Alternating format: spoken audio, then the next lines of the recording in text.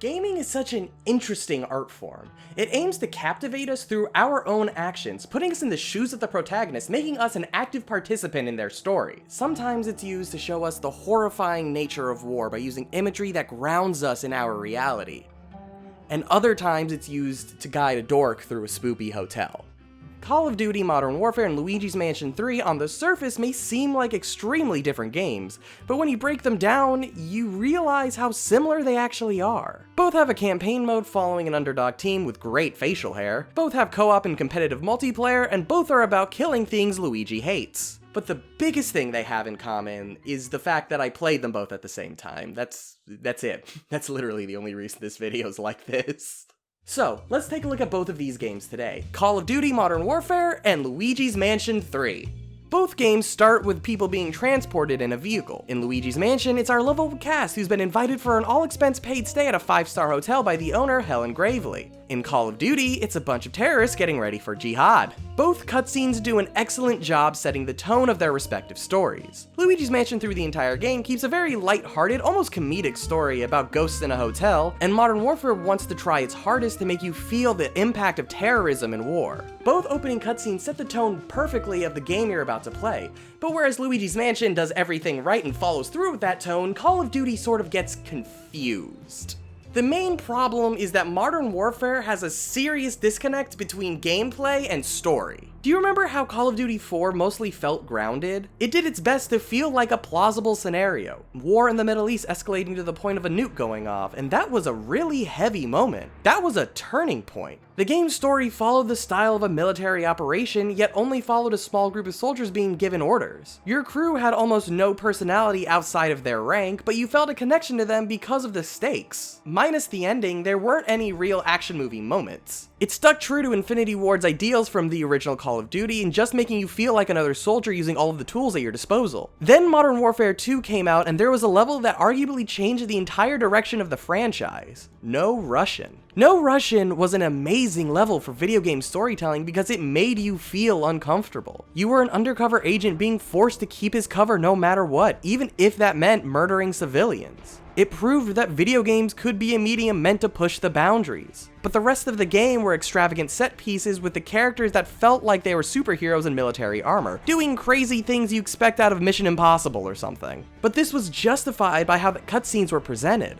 with a militaristic breakdown that made the crazy actions we were doing seem like real battles taken out of control. You saw every aspect of the war, from the war room strategies to the actual infantry. It added a level of realism to a series where you bring down the Eiffel Tower during World War III. But this Modern Warfare reboot switches these ideas around. The story missions are based on military news stories from the past few years, and as you're playing, it'll just hit you. One minute you're defending an embassy from terrorists wanting their leader back and you go, oh yeah, Benghazi. You go through a house hoping to find the people who organized a terrorist attack with you and your squad clearing every room while watching for civilians, and then you go, oh yeah, the Bin Laden raid. You fight through a terrorist attack in London and you think, oh yeah, the Paris attacks. Trust me, if this game were made a year later, there would be a level where you kill Jeffrey Epstein. These are very real scenarios taken seriously in gameplay. Each mission feels completely grounded in reality, and that is what makes them so effective. But that feeling is lost when the cutscenes start playing, and not because the PC version stutters and desyncs the audio for the game's FMVs. No, in cutscenes our heroes are more these legendary soldiers that have more in common with Metal Gear characters versus what I expect from Modern Warfare. The way these guys talk and act is so over the top. They feel like they're actors in a movie rather than soldiers experiencing these events. The realism that grounded Call of Duty's narrative is gone, the instant control is taken away from the player in favor of these generic stories we've seen hundreds of times over. Luigi's Mansion 3 also pulls from unconventional themes for its levels. The first Luigi's Mansion had one large mansion and individual rooms had different themes to them, but they were mostly things you would expect in an extravagant mansion. Like a ballroom, a dining room, a fortune teller's room, jars, you know, the essentials.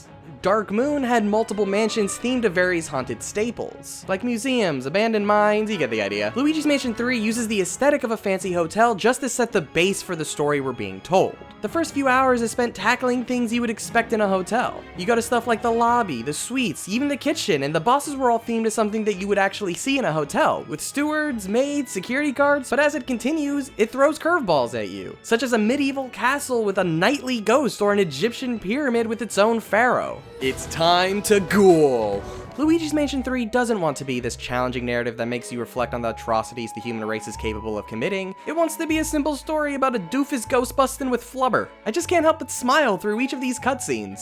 Luigi's Mansion 3 might not have as deep a story as Call of Duty, but I enjoy it so much more. Problem Call of Duty has had in recent years is how quickly paced the story is. It doesn't give itself time to breathe to let the audience process the heavy things the game wants to address. 1 minute you're reenacting Benghazi, then the highway of death, then you're waterboarded. I'm not saying we can't have a game that deals with heavy topics, but maybe don't have it followed by Mr. Mutton Chops acting as smooth as Naked Snake. It kinda muddles the message. Luigi's Mansion 3 knows what it's all about and never deviates from what it wants to do. There is no disconnect from story and gameplay, right down to the game mechanics being referenced in cutscenes. The story is as simple as any other Mario game. Someone is kidnapped and it's up to our hero to save them. What has always made Luigi's Mansion stand out from the series is the personality behind it, and Luigi's Mansion is chock full of it. Every cutscene looks like it's playing a clip from an unreleased Luigi's Mansion movie. They all look so beautiful, with Luigi and friends being so realistic and grounded in movement, while ghosts have this over-the-top way of moving that makes them seem so otherworldly in comparison. Charles Martinet makes Luigi so expressive through his vocal performance. Luigi says so little, but with what little he does say, you understand everything Luigi is thinking. Luigi's Mansion is a journey that we take with Luigi, whereas Modern Warfare is just the movie that you play. Despite literally being in the character's head, you never really feel in control of their actions. Don't get me wrong, the game tries to make you feel like you are by giving you arbitrary decisions throughout the campaign, but you never influence the story itself. The cutscenes are nothing more than setups for the next set piece. This guy is getting tortured with or without your help. The story plays out the same no matter our dialogue choice. Luigi's Mansion 3 doesn't try to give you this false sense of choice in its narrative. It has its set pieces on every floor of the hotel, and the cutscenes are used to deliver another joke or to subtly telegraph the boss's weakness. We are experiencing this story alongside Luigi. Find an item, Luigi shows it off to you. Clear a room, Luigi celebrates looking at you. You may not have any control of the narrative, but you're a part of the ongoing story, and arguably, I think that's the goal of video games in general. Also, Luigi's Mansion 3 has Polterpup. Game of the Year. From the earliest points of the game, Polterpup is a guide for the player. He helps teach you the basic mechanics and acts as a hint for how the player needs to proceed. Polterpup is the one that guides you to the Poltergust and teaches the player how to use it in a simple yet effective tutorial that doesn't feel intrusive. Using the Poltergust, you can suck things, blow things, slam things, fire a plunger, activate your strobe light, jump in the air with an air blast, or use a dark light to uncover hidden objects or fight possessed items. And you can even activate Luigi with all the same abilities. And arguably the most important button, the Mario button.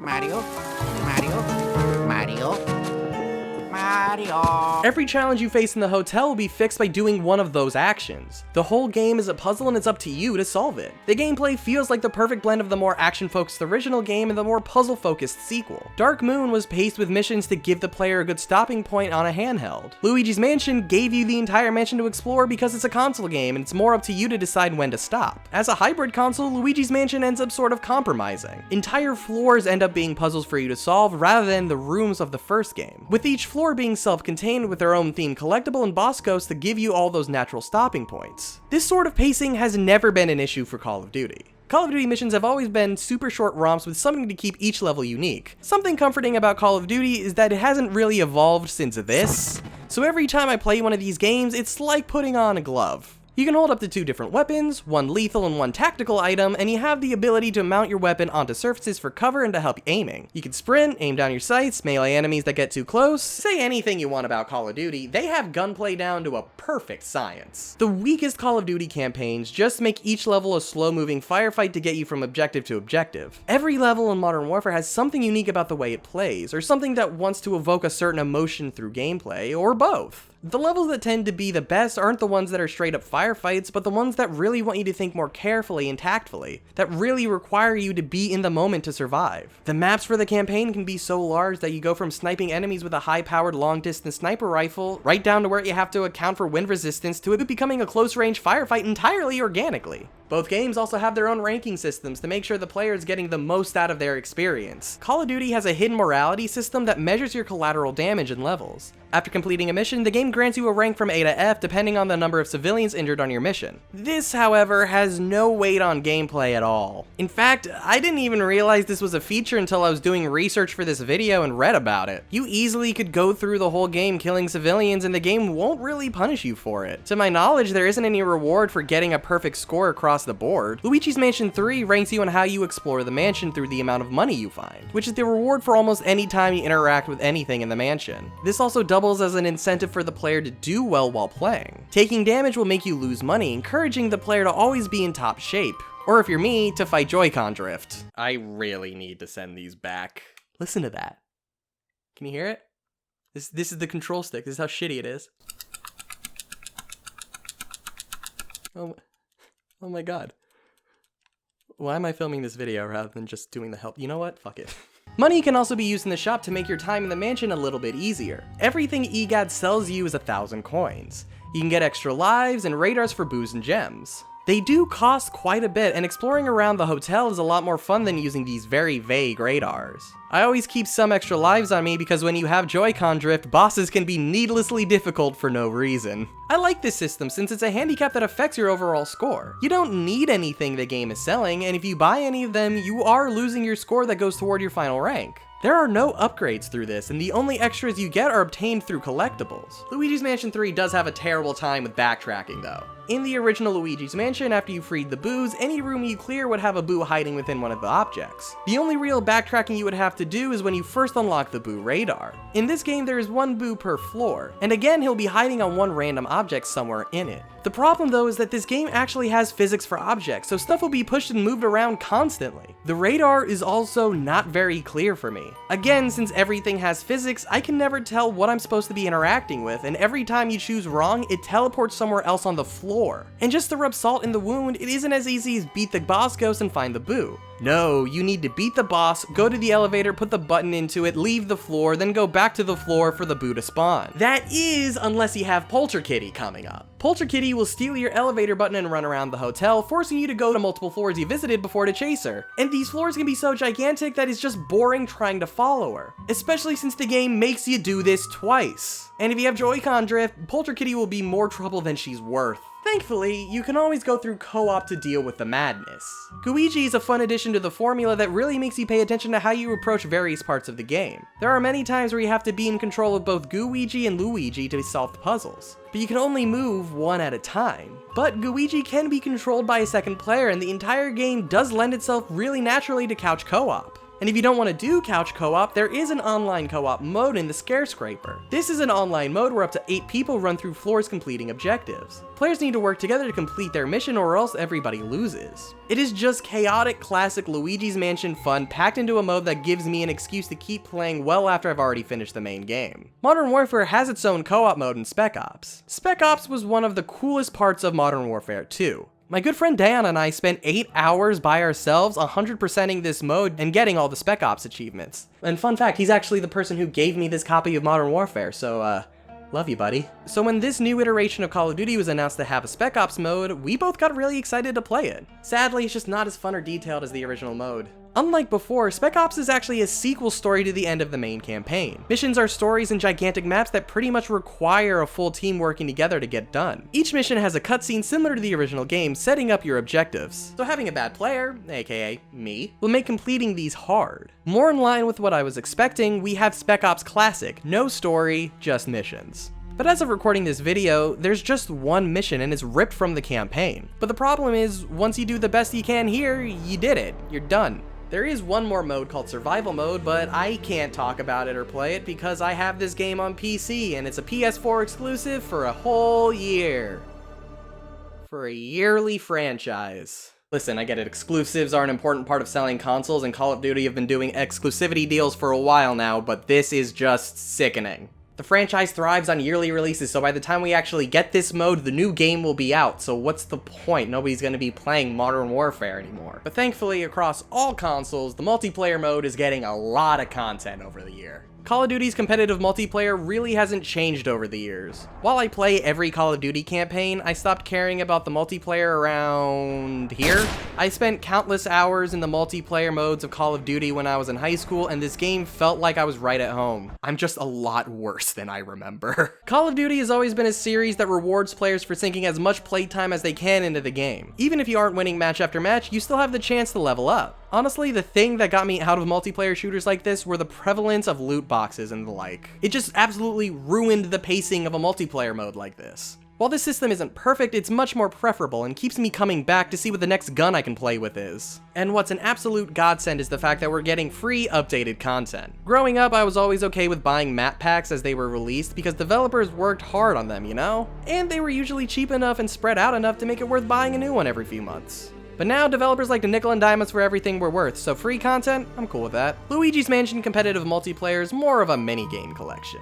It's a fun little extra thing you can do locally with your friends, but it really isn't anything special. It's a great mode for the holidays when your little cousin wants to play with you, but you don't want him dragging you down during the campaign. Scare-Scraper has elements of competitiveness by scoring everyone at the end, but everyone's goal is still to get to the top of the tower, so it really isn't a competitive mode. I was interested in the fact that DLC was announced for the game. This is a very easy game to just add stuff to. Adding extra floors would be simple. The story is basic enough that you could just squeeze them into any part of the game with no issue. I was kind of disappointed to hear that the DLC we're getting is only for the multiplayer modes. I understand adding new floor layouts with updates to Scare-Scraper, but I don't know if that's worth paying for. To me, it's one of those wait and sees to see if it's actually worth it. There's nothing I can really say about the Luigi's Mansion DLC because as of recording this video, there is literally no information on it other than it's happening. And it probably isn't something I'm going to be purchasing anyway because Luigi's Mansion 3 gives me more than enough content to be happy. The multiplayer modes are a fun addition, but a majority of this game's value comes from the single player. This is such an amazing time no matter how you slice it. The cutscenes are adorable and funny, the gameplay is unique and interesting, and who doesn't just love this man? Luigi's Mansion 3 is probably going to be on that list of games I play every year or two. It was such a refreshing game to play, much like the original Luigi's Mansion is. And the fact that I can play this game anywhere on the go will definitely make this my go-to for long trips. Modern Warfare, on the other hand, seems like something I'm gonna put down in a few weeks. Don't get me wrong, it's fun, classic Call of Duty fun. But Call of Duty by design is a series that wants you to play it for a limited time. The campaign is a short little romp that is mostly meant to get you familiar with the mechanics of the multiplayer. And the multiplayer is probably going to be updated just enough to get you to play it on and off again for a whole year until the next game's released. But at least for me, multiplayer isn't the reason I go back and play games. I have always been drawn more toward campaigns and story over multiplayer. Don't get me wrong, multiplayer adds a lot to the game, but it isn't a big selling point for me anymore. Luigi's Mansion is a hell of a lot more fun with someone for an entirely different reason than it is fun in single player, and Call of Duty is no different. But the single player experience is an important factor on if I'll like your game or not. It's why I love Brawl but don't care for Smash 4. It's why I love Black Ops and have no interest in Black Ops 4. Both of these games are great in their own right, but Luigi's Mansion is the one that's gonna keep me coming back to it. And I want to thank you guys for listening to everything I had to say. Do you agree with me? Do you disagree? Let me know down below. And if you want to have a more detailed discussion, then click the link down below and join my Discord. And if you like what I had to say about this, then please click this playlist over here to see my thoughts on movies and other video games. And why not subscribe so you know whenever I post a new video. Thank you guys, and I'll see you next time.